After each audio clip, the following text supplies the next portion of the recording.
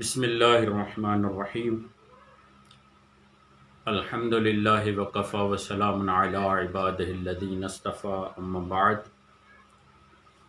فقد قال اللہ سبحانہ وتعالی فی کتابہ المجید وفرقانہ الحمید وقولہ الحق بسم اللہ الرحمن الرحیم الم تر کیف ضرب اللہ مثلا کلمۃ طیبۃ کشجرۃ طیبۃ اصلها ثابت وفرعها فی السماء تؤتی اکلها کل حین بإذن ربها ویضرب اللہ الامثال للناس لعلهم یتذکرون اللہم صلی علی محمد وآل محمد وعجل فرجہم۔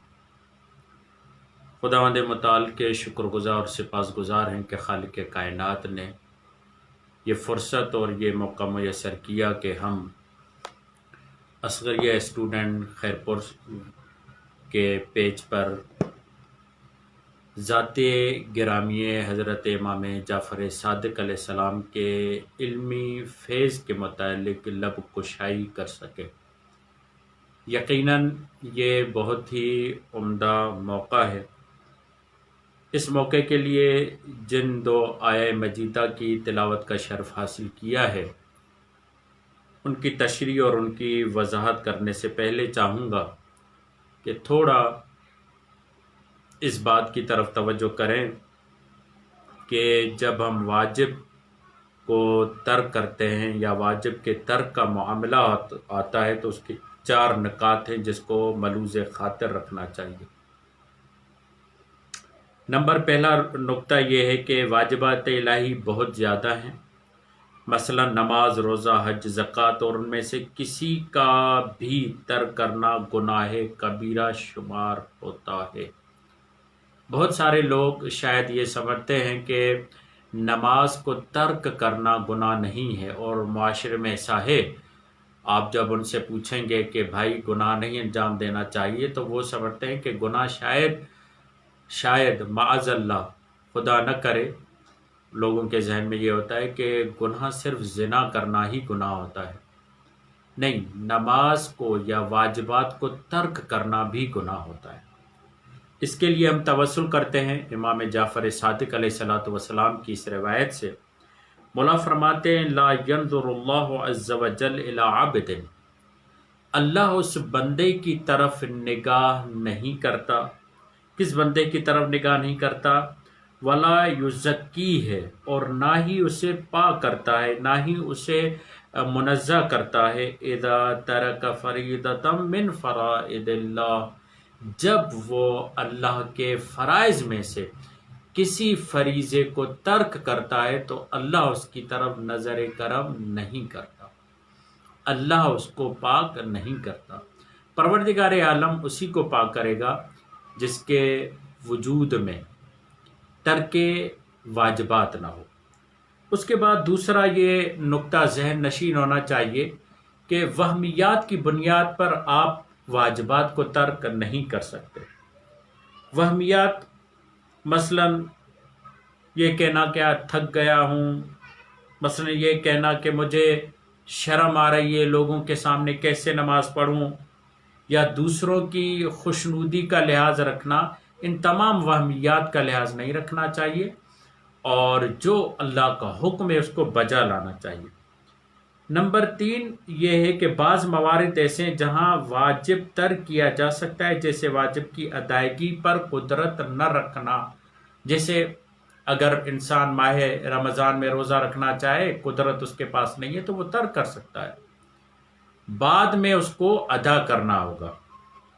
کچھ موارد میں واجب کی احکام تبدیل ہو جاتے ہیں۔ وہ تبدیل کیسے ہوتے ہیں؟ مثلا وضو تھا ذمہ داری، غسل تھا ذمہ داری، مگر اس وضو اور غسل کی جگہ پر وہ تیمم کر لیتا ہے۔ یا یہ ہے کہ نماز کھڑے ہو کر پڑھنی تھی مگر وہ بیٹھ کر نماز پڑھتا ہے۔ تو یہ 4 نکات بہت ہی اہم تھے اس معاملے میں اور اس باب میں کہ جس کی طرف ہمیں رجوع کرنا چاہیے اور توجہ کرنی چاہیے کہ ہمیں کوئی ایسا کام انجام نہیں دینا چاہیے جس کی وجہ سے ہمارا واجب چلا جائے یا ہمارا واجب مس ہو جائے۔ آئیے اس بات کی طرف آتے ہیں کہ پروردگار عالم نے سورہ ابراہیم میں ارشاد فرمایا ہے، اور سورہ ابراہیم کی آیت نمبر 24 اور 25 میں ارشاد فرمایا ہے۔ 24 اور 25 کیا ہے؟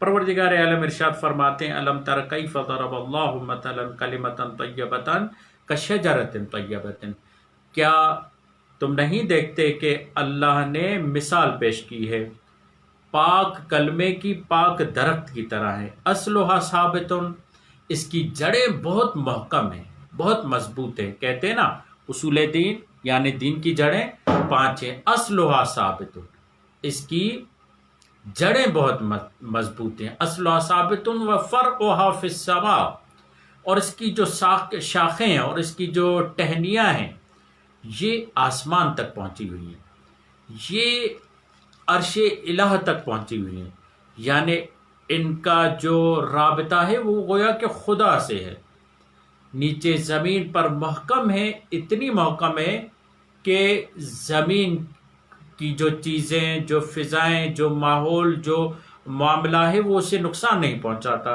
اور اوپر رابطہ اتنا مضبوط ہے خداوند متعال کے ساتھ، فرعھا فی السماء، آسمان میں اس کی شاخیں، تؤتی اکلھا کل حین باذن ربھا، اور اللہ کے اذن سے لوگ اس سے فیض حاصل کرتے رہتے ہیں، لوگ اس کے میوے کو کھاتے رہتے ہیں۔ وَيَضْرِبُ اللَّهُ الْأَمْثَالَ لِلنَّاسِ لَعَلَّهُمْ يَتَذَكَّرُونَ، اللہ مثال پیش کرتا ہے لوگوں کے لیے تاکہ وہ سمجھ سکے۔ یہاں پر یہ آیت کاملاً مصداق ہے وجود حضرت امام جعفر صادق علیہ السلام،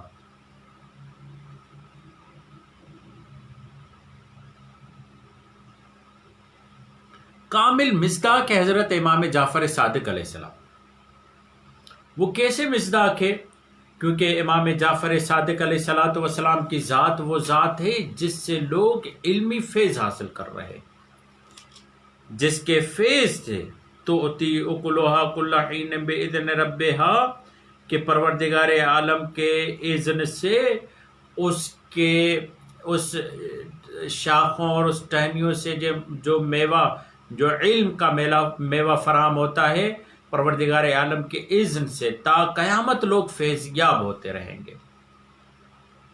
نہ صرف امام جعفر صادق بلکہ چہاردہ معصومین علیہ السلام کی ذات ایسی ذات ہے جس سے لوگ علم حاصل کرتے رہیں گے، جن سے لوگ فیض یاب ہوتے رہیں گے۔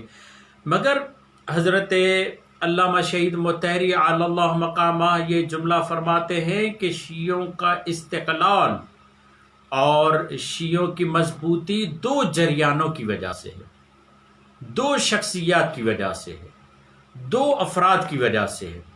وہ دو جریان اور 2 شخصیات کون سی ہے؟ یہاں پر ایک وضاحت کرنا چاہوں گا کہ یاد رکھیے گا امام کا جو طریقہ کار ہوتا ہے تبلیغ کا وہ نہضت ہوتی ہے۔ نہضت کا اگر ہم ترجمہ کریں آسان تو وہ مبارزہ ہوتا ہے۔ امام دین کو پہنچانے کے لیے مبارزہ کرتا ہے اور مختلف فیسز سے دین کو گزارتا ہے۔ مثلا پہلا فیز جو دین کا تھا صدر اسلام میں رسول خدا کی زندگی میں، وہ یہ فیز تھا کہ اسلام کو پہنچانا ہے، اور اس تحریک میں باقاعدہ ساتھ دیا ہے پنجتن پاک نے، رسول خدا نے ساتھ دیا، یعنی وہ تو خود فاؤنڈر تھے، بانی تھے اس معاملے میں کہ وہ اسلام کو پہنچانے والے ہیں۔ اسلام بھیجنے والا خدا ہے، قرآن بھیجنے والا خدا ہے، مگر اس اسلام کو پھیلانے والے رسول خدا کی ذات۔ مگر ان کے ساتھ مددگار کون تھے جس کے لیے قرآن مجید نے یہ مطالبہ بھی کیا کہ یا ایھا الذین آمنوا ان تنصروا اللہ ینصرکم ویثبت اقدامکم، اے ایمان والو تم اللہ کی نصرت کرو، اللہ تمہاری نصرت کرے گا۔ کس معاملے میں نصرت کرنی تھی؟ اللہ کے دین کو آگے بڑھانے میں۔ یہ بہت ہی اہم ہے، اور اس وقت جو پیش لوگ تھے وہ خود مولا کائنات حضرت فاطمۃ الزہرا، امام حسن، امام حسین، اور موبائل میں اس کا بہترین ہمیں مصداق نظر آتا ہے۔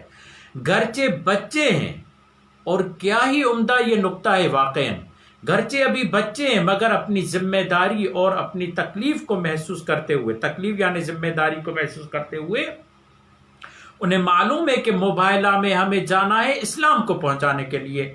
اور پروردگار عالم نے بھی یہی کہا کہ جب قرآن انہیں سمجھ میں نہیں آتا تو ان کے ذریعے سے اسلام پہنچاؤ، اور یہی کیا گیا کہ میرے حبیب آپ انہیں کہتے کہ آپ اپنے بچوں کو لے کر آئیں، ہم اپنے بچوں کو لے کر آئیں گے، آپ اپنی خواتین کو لے کر آئیں، ہم اپنی خواتین کو لے کر آئیں، آپ اپنے نفسوں کو لے کر آئیں، ہم اپنے نفسوں کو لے کر آئیں، پھر کیا ہوگا؟ ثم نبتل فنجعل لعنت اللہ علی القاذبین، یعنی یہ جو فیض تھا یہ اسلام کو پہنچانے کا فیض تھا۔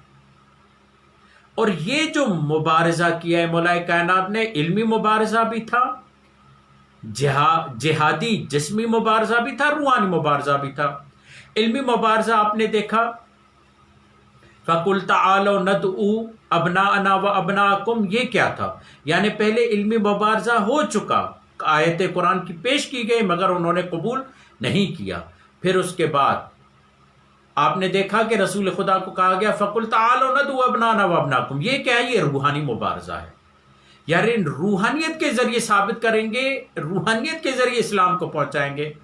اور تیسرا مبارزہ کیا تھا؟ وہ جسمی مبارزہ، جو میدان میں جا کر مولا کائنات مختلف طریقوں سے اسلام کو پہنچاتے رہے۔ اگر آپ غور کریں تو یہ 3 فیسز صدر اسلام میں موجود ہے، یعنی جسم کے ذریعے، جہاد کے ذریعے اسلام پہنچایا جا رہا ہے، مجادلے کے ذریعے، احسن مجادلے کے ذریعے، یا آپ اسے مناظرہ کہیں اس کے ذریعے سے پہنچایا جا رہا ہے، یا مباہلے کے ذریعے، روحانی قوت کے ذریعے اسلام کو پہنچایا جا رہا ہے۔ یہ ایک فیز تھا۔ دوسرا فیز جو شروع ہوتا ہے وہ امامت کا فیز ہوتا ہے، امامت کو پہنچانے کا فیز۔ یہ رسول خدا نے اس کو شروع کیا۔ رسول خدا نے ذی الحجہ میں امامت کا اعلان کیا مگر لوگوں نے صحیح طور پر امامت کو نہیں لیا۔ اس فیض کو سیدہ زہرا صلوات اللہ تعالی نے احسن انداز سے پیش کیا اور اس میں الحمدللہ کامیاب بھی رہی۔ حضرت فاطمہ زہرا پیغام مولا کائنات اور پیغام امامت پہنچانے میں کامیاب رہیں اور سرخرو رہیں اس باب میں کہ آپ نے حق ادا کر دیا امامت کو پہنچانے میں۔ مگر جو تیسرا فیض آتا ہے وہ فیض آتا ہے اسلام اور امامت کو بچانے کا۔ یہ جو سلسلہ چلتا ہے رسالت و امامت اور اسلام کو پہنچانے کا، یہ امام حسن تک چلتا ہے اور اسی فیض میں بقا بھی چلتی ہے۔ مگر امام حسین نے باقاعدہ طور پر جو مبارزہ شروع کیا، اس مبارزے کے ذریعے سے اسلام میں جو اہم ترین 2 رکن تھے، رسالت و امامت، اس کو بچایا۔ اور ارکان موجود تھے، نماز موجود تھی، روزہ موجود تھا، سب کچھ، مگر 2 اہم ارکان۔ یزید نے کیا کہا تھا؟ یزید نے بنیادی طور پر وحی پر سوال اٹھایا تھا۔ یزید نے کیا کیا؟ بنیادی طور پر رسول خدا کی نبوت کو مشکوک بنانے کی کوشش کی۔ یزید نے کیا کیا؟ بنیادی طور پر رسول خدا کے لیے کہا کہ کوئی بھی وحی نازل نہیں ہوئی تھی۔ یہ امام حسین آئے اور آگے بڑھ کر امام حسین نے بقائے رسالت و امامت کے لیے قیام کیا۔ یہاں پر شہید مطہری یہ جملہ فرماتے ہیں کہ امام حسین کے قیام نے تشیع کو زندگی دی، اسلام کو زندگی دی، اسلام کو باقی رکھا، امامت کو باقی رکھا۔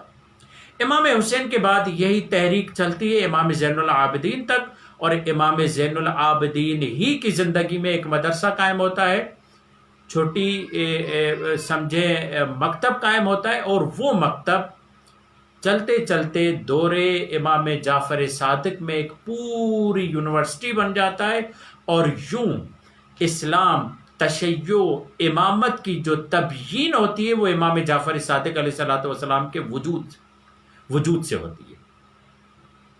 امام جعفر صادق علیہ السلام اپنی ذات سے اس انداز سے تبیین تشیع کرتے ہیں کہ پوری دنیا میں اسلام پہچانا، اسلام کی فکر پہچانی، اسلام کی فکر پہچانی ہی حضرت امام جعفر صادق سے جا رہی ہے۔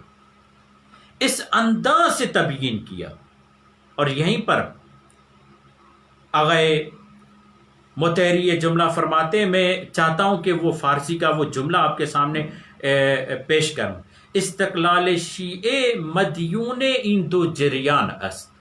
یعنی یہ جو شیعوں کے پاس استقلال ہے، یہ جو شیعوں کے پاس مضبوطی ہے، یہ جو شیعہ اتنی مضبوطی کے ساتھ، اور الحمدللہ یہ صدی دیکھ رہے ہیں آپ کہ کس انداز سے شیعوں کا تعارف ہو رہا ہے. اور اس دور سے لے کر ابھی تک دو چیزوں کی وجہ سے شیعہ سرخرو ہے. نمبر ایک، قیام خونین امام حسین. یہ جو امام حسین کا خونین قیام تھا، در جبہ مبارزہ با دستگاہ فاسد خلافت، یعنی فاسد خلافت کے ساتھ بھیڑ گئے، اس کے ساتھ لڑائی شروع کی، اس کے ساتھ مبارزہ کیا، اور یزید کو بتا دیا کہ اسلام کے وارث، اسلام کو بچانے والے، امامت کے صحیح تصور کو بیان کرنے والے ہم ہیں. اور دوسری، نہضت علمی و فرہنگی امام جعفر صادق علیہ السلام. یہ دو شخصیات ہیں جنہوں نے تشیع کو بہت زیادہ امتیاز بخشا. اب یہاں پر اس بات کی طرف دامن وقت میں گنجائش نہیں ہے کہ ہم یہ بیان کر سکیں کہ امام جعفر صادق علیہ السلام نے یہ جو 30-35 سال اپنا ایک دور مسلسل امامت کا، اور تمام ائمہ میں جو زیادہ وقت ملا امام جعفر صادق کو ملا، وہ کیوں ملا، اس کی وجہ کیا تھی، اور امام کو یہ جو ویکیوم مل گیا، یہ جو فرصت مل گئی. یاد رکھیے، فرصتوں کو پہچاننا راہبروں کا کام ہوتا ہے. فرصت ہمارے ہاں فراغت کے معنی میں استعمال ہوتا ہے، مگر فرصت فراغت کے معنی میں نہیں ہے. فرصت یعنی موقع.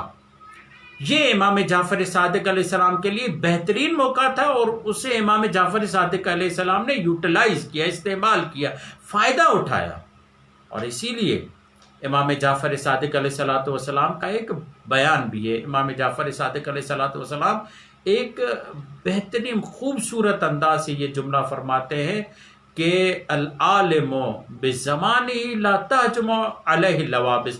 جو زمانے کا عالم ہوتا ہے، جو زمانے کے اتار چڑھاؤ کو جانتا ہے، وہ اپنے لیے فرصتوں کو بھی پہچان لیتا ہے، اور زمانہ اس پر حاوی نہیں ہوتا، وہ زمانے پر حاوی ہو جاتا ہے، اور شبہات اس پر حملہ نہیں کرتے بلکہ شبہات کے جوابات دیتا ہے.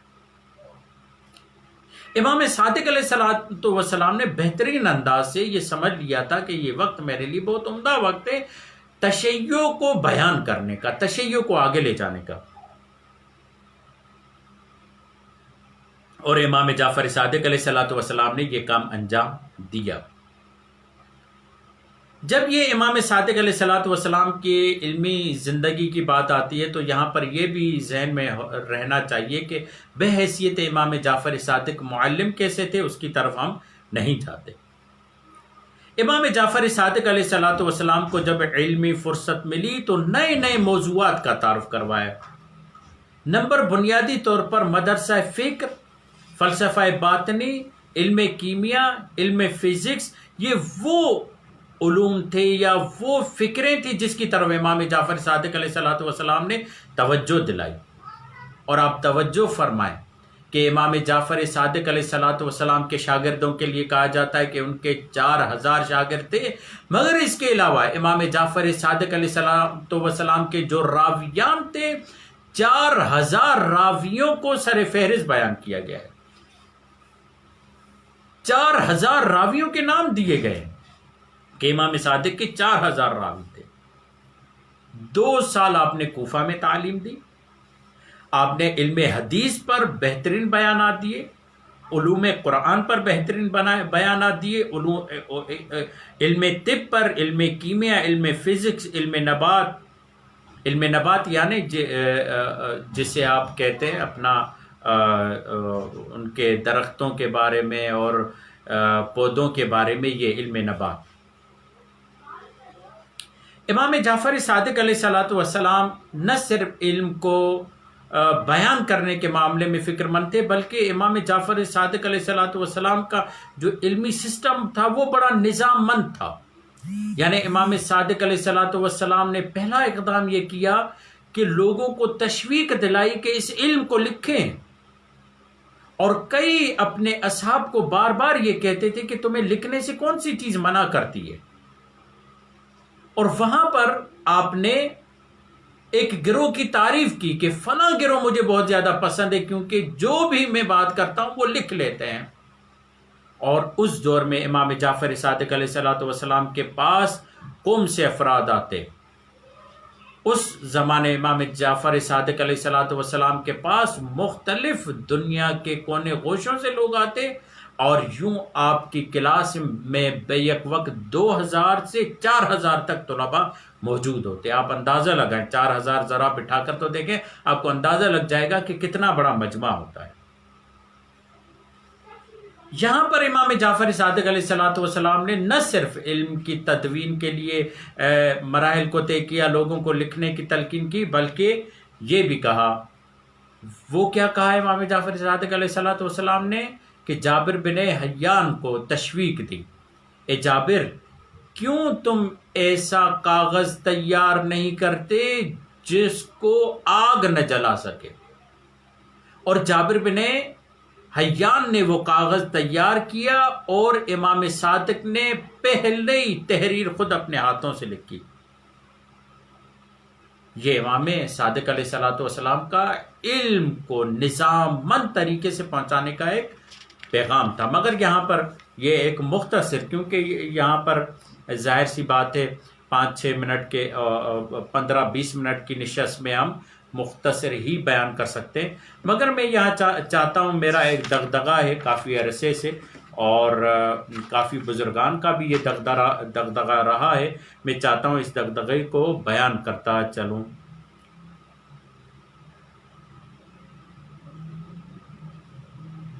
اور اس کی طرف خود امام جعفر صادق علیہ السلام کے بیانات بھی نظر آتے ہیں.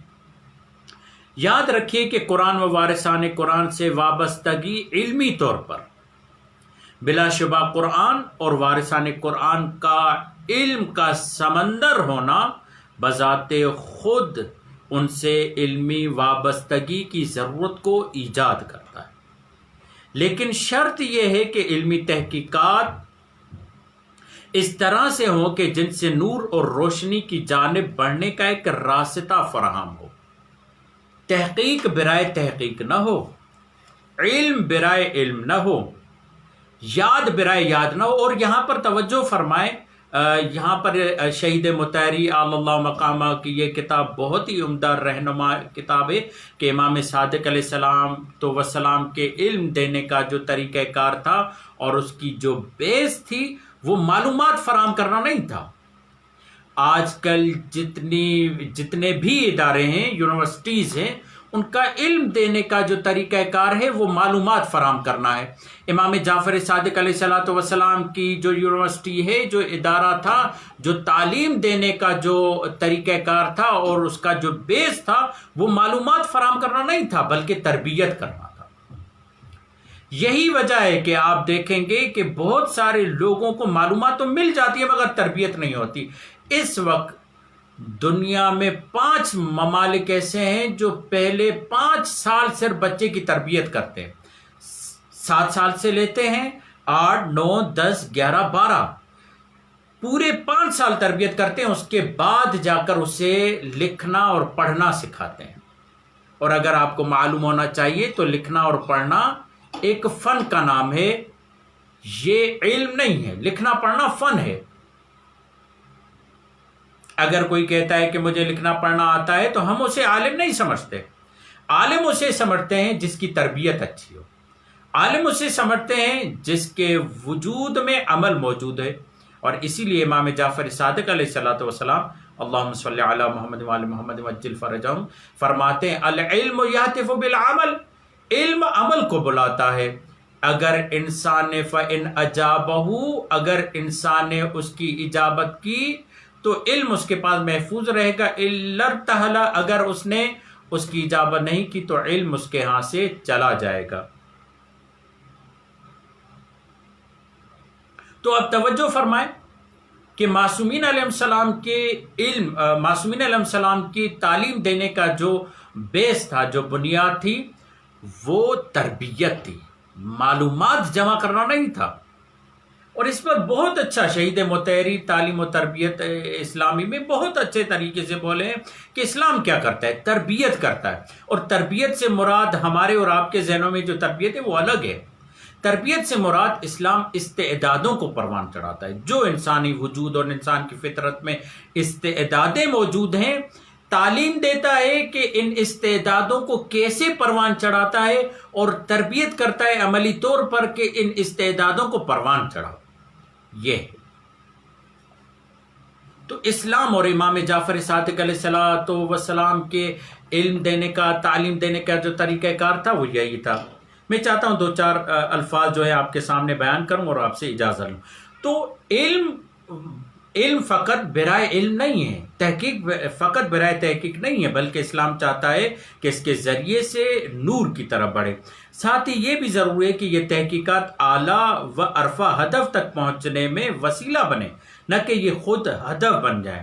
ڈاکٹریٹ کی ڈگری حاصل کرنا ہدف نہیں ہے، اس کے ذریعے سے ایک اعلیٰ ہدف کی طرف بڑھنا ہے۔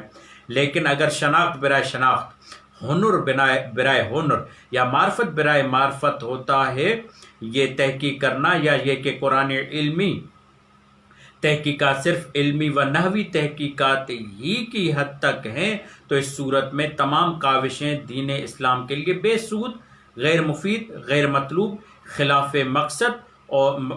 مقصد نزول اور خلاف ردائے خدا و رسول و ائمہ ہے۔ کیوں؟ بعض ایسے قرآن شناس اور قرآن پر علمی تحقیقات کرنے والے افراد اور ادارے ہیں جن کا اسلام سے کسی قسم کا کوئی رابطہ و تعلق نہیں، اور آج بھی بہت سارے ایسے لوگ ہیں جو قرآن شناس ہیں اور جانے جاتے ہیں، جو اسلام پر ایمان تو نہیں لگتے لیکن قرآنی علمی تحقیقات میں شب و روز سرگرم عمل رہتے ہیں۔ قرآن کے نزول کا ہدف یہ ہے، کتاب انزلناہ الیک لتخرج الناس من الظلمات الی النور باذن رب۔ قرآن کا ہدف اس لیے تاکہ ظلمات سے نکال کر نور کی طرف لے کر آئے۔ قرآن اس لیے نازل نہیں ہوا کہ افلاطونی اکیڈمی قائم کی جائے، یا امام جعفر صادق علیہ الصلوۃ والسلام کا علم اس لیے نہیں تھا کہ معلومات کو فراہم کیا جائے، بلکہ اس لیے تھا تاکہ انسان جو ہے اس کے ذریعے سے اپنی تربیت اور اپنی ہدایت کے مراحل کو طے کر سکے۔ یہ آخری پیغام تھا، اور آخری جملہ یہ کہ معصومین قرآن کی جو تعلیم تھی وہ ہدایت کے لیے تھی، وہ عمل کے لیے تھی، اور یہ جو جتنا علمی فیض ہے وہ اس لیے نہیں ہے کہ دماغوں کو معلومات سے معمور کیا جائے، پر کیا جائے، اور لوگوں کے سامنے اپنے زبان کھول کر اپنے علم کا اظہار کیا جائے، نہیں، بلکہ اس لیے تھا تاکہ اس کے ذریعے ہدایتوں کا ایک سلسلہ چل سکے اور ہدایتوں کو آگے بڑھایا جا سکے۔ امام صادق کی تعلیم کا بھی یہی مقصد تھا، اہل البیت کی تعلیم کا بھی یہی مقصد تھا۔ علمی فیض اس لیے تھا تاکہ لوگ باعمل بنے، ان کی تربیت ہو سکے۔ دعا ہے خالق کائنات سے کہ پروردگار ہمیں امام جعفر صادق علیہ الصلوۃ والسلام کے علم سے فیضیاب ہونے کی توفیق عطا فرما، اور اس علم پر عمل کرنے کی توفیق عطا فرما، اور وارث علم امام جعفر صادق امام زمانہ کے